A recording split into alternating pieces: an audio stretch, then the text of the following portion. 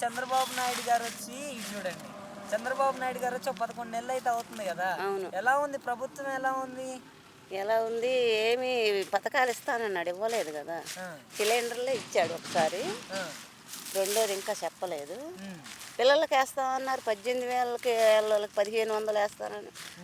ఇప్పుడు నెలకి ఆయన సంవత్సరానికి 18,000 ఇచ్చాడు కదా, ఈయన 1,500 వేస్తానన్నాడు చంద్రబాబు గారు. వేయలేదు కదండి. ఇది చూడొచ్చు కదా. అలా కాదమ్మా. సరే సరే సరే. జగన్మోహన్ రెడ్డి గారి టైంలోనేమో మీకు ఏమేమి పథకాలు అందుబాటులో ఉన్నాయి అప్పుడు? మరి ఏముంది, సంవత్సరానికి 18,000 వేసాడు, పిల్లలకు 15,000 వేసాడు, రైతు భరోసా వేసాడు. అలా కాదమ్మా, మరి ఇప్పుడు ఈయన వచ్చిన తర్వాత చదువుకునే పిల్లలు ఎంతమంది ఉంటే అంతమందికి 15,000 వేస్తానన్నాడు కదా. వేయలేదు కదండి ఇంకా, రాలేదు.